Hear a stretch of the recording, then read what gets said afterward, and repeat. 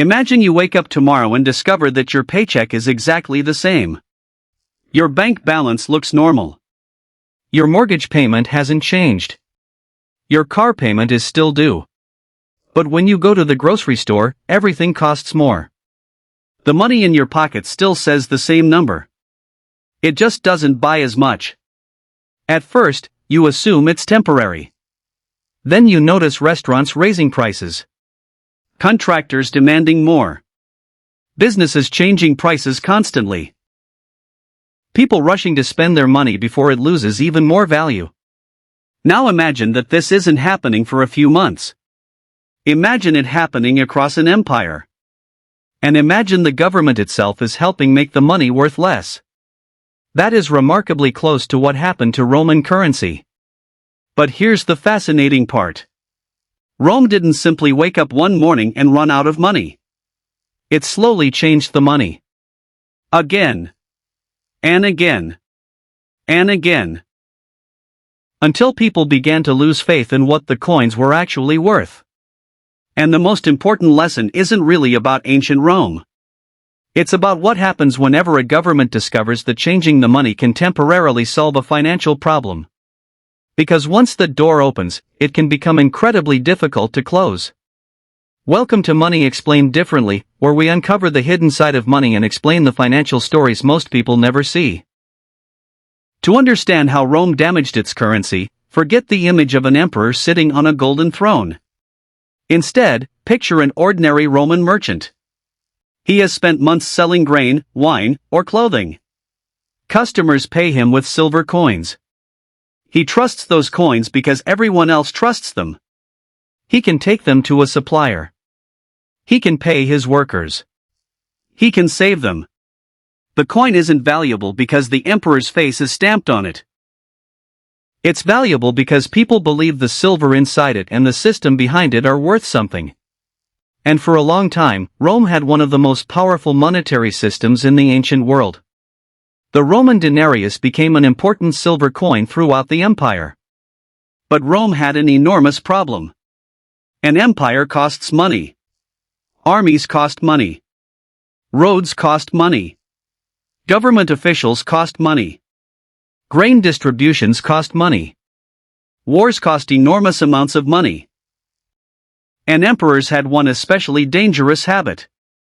They often wanted to spend more than the government could comfortably collect. Today, if the federal government needs to spend more, Americans are familiar with the idea of borrowing. Governments can issue debt. Ancient Rome had forms of borrowing and taxation too. But an emperor had another option. He could change the coin. And that's where the story gets interesting. Early in the Roman Empire, the denarius was a relatively substantial silver coin. But over time, emperors reduced the amount of precious metal in many coins. Sometimes the change was gradual. Sometimes it was dramatic. The coin could still carry the emperor's name. It could still look official. It could still have the same general denomination. But there was less valuable metal inside. Think about a $20 bill.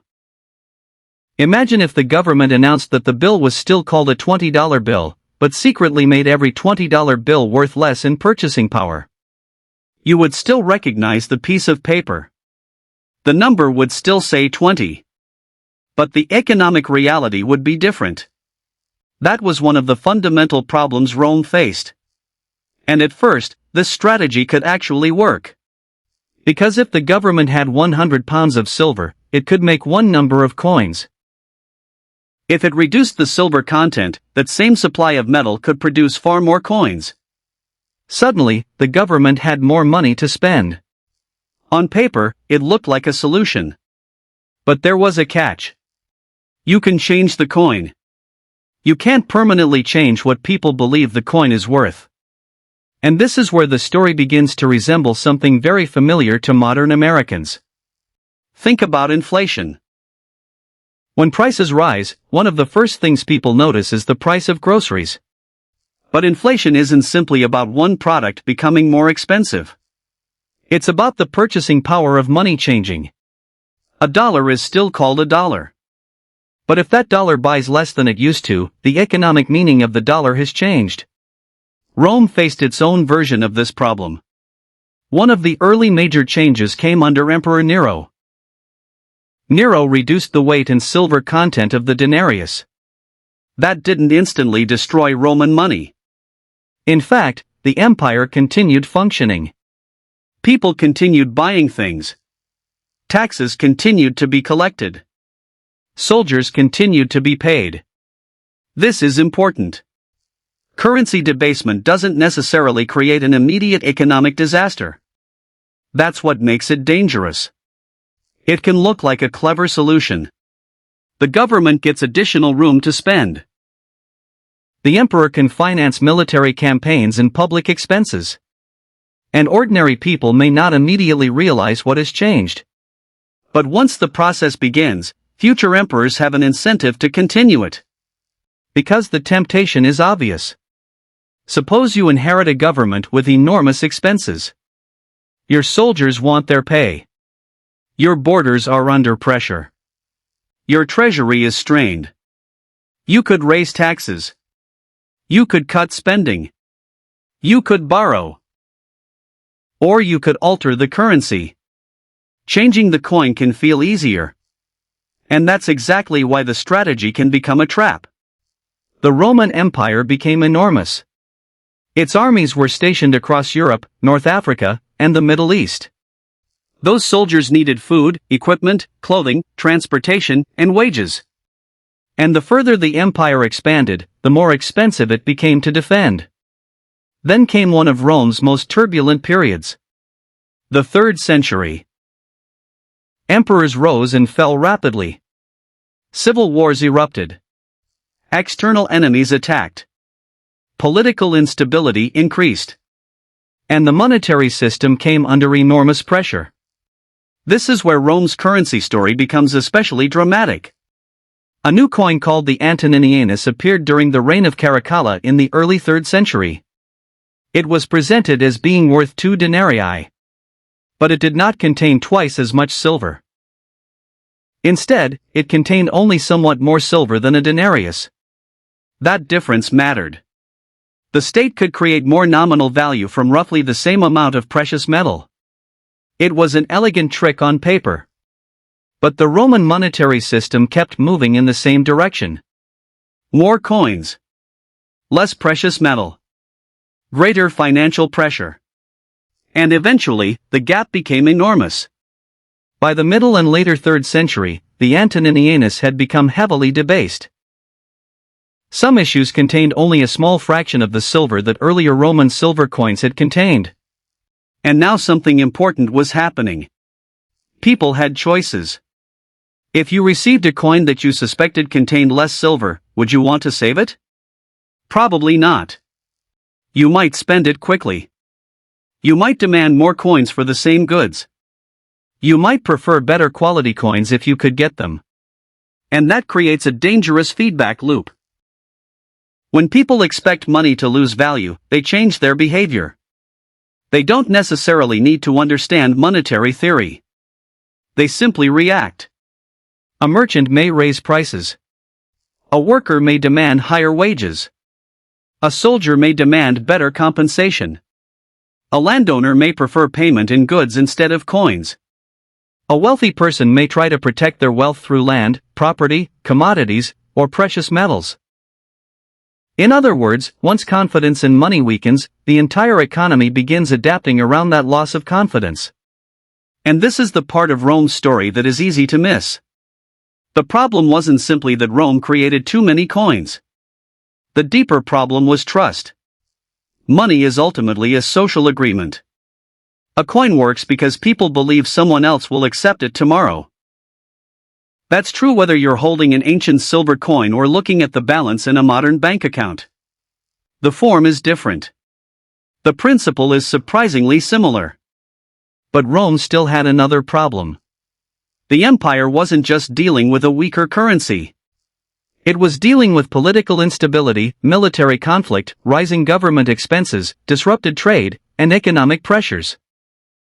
So we should be careful not to tell the story as if one emperor simply printed too much money and destroyed Rome. History is more complicated. The Roman Empire did not collapse solely because of inflation or currency debasement. There were many forces involved.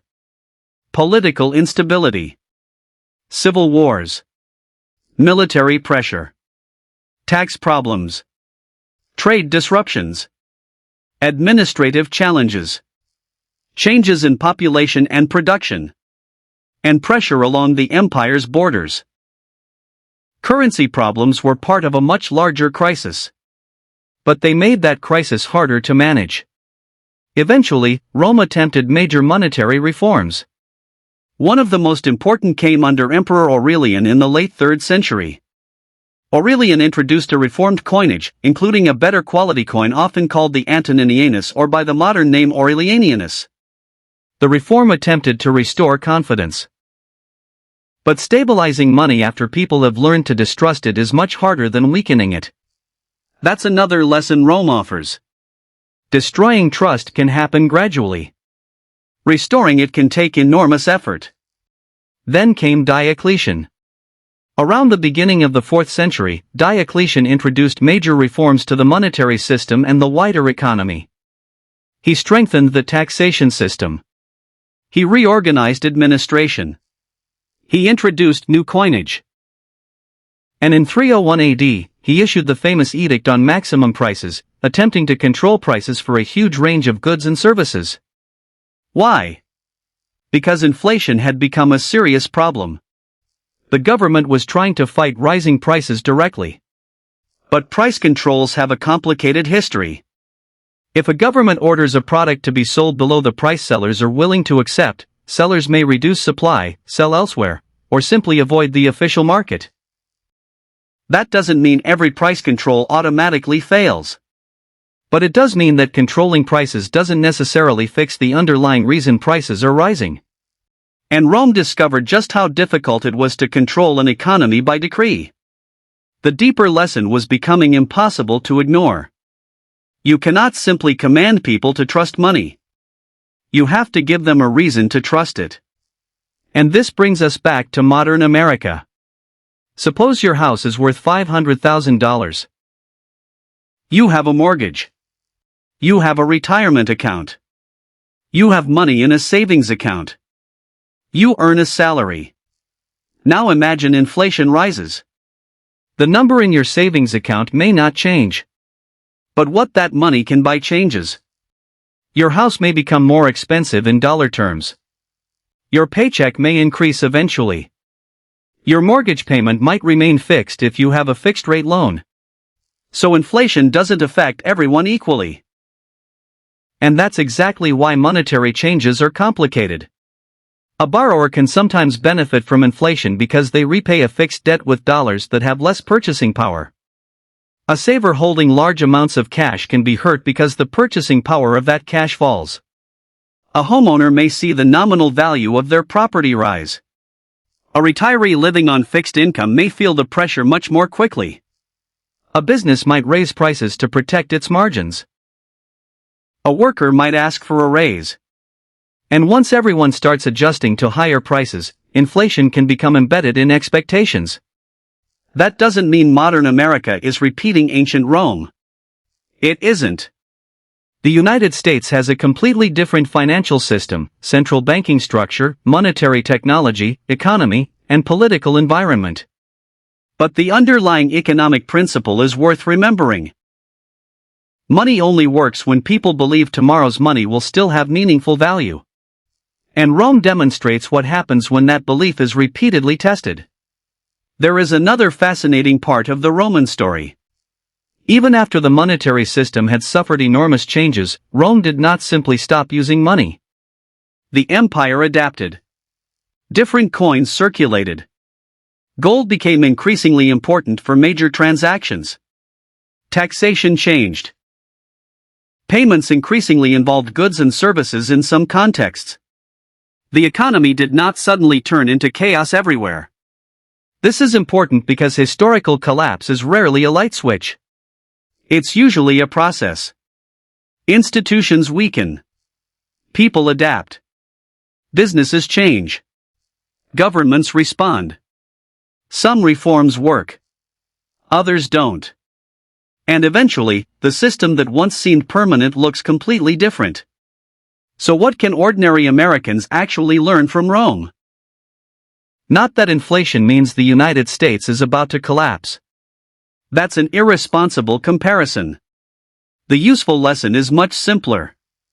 Never confuse the number with the value. A salary of $100,000 sounds impressive. But the number alone tells you almost nothing. What matters is what that income can actually buy. A savings balance of $100,000 sounds secure. But its purchasing power depends on prices. A house worth $1 million sounds like enormous wealth. But if the cost of everything else rises too, the real picture is more complicated. And this is one of the biggest mistakes people make with money. They focus on the number. Rome teaches us to look underneath it. What is the money actually worth? What can it buy? How stable is it? And why do people trust it? Because when confidence disappears, the consequences can spread far beyond the currency itself. A merchant changes prices. A worker changes wage demands. A saver changes investments. A business changes contracts. A government changes taxes. And eventually, the entire economy starts behaving differently. That is the hidden danger of monetary instability. It's not simply that coins contain less silver. It's that people begin changing their behavior because they no longer know what their money will be worth. And perhaps the most surprising part of Rome's story is that the first step didn't look like destruction. It looked like a solution. The empire needed more financial resources. Debasing the currency provided them. For a while, it worked. But every time the government relied on the shortcut, the temptation to use it again became stronger. Until eventually, the shortcut became part of the problem. That's the financial lesson buried inside the ruins of Rome. A government can change the money. An emperor can change the coin. A number can remain stamped on the surface. But no government can permanently manufacture trust. And that is why the story of Rome's currency isn't really an ancient story. It's a story about something much more universal. The difference between money and value. If you want to discover more hidden truths about money, subscribe to Money Explained Differently. We explore the financial stories behind the decisions that shape everyday life.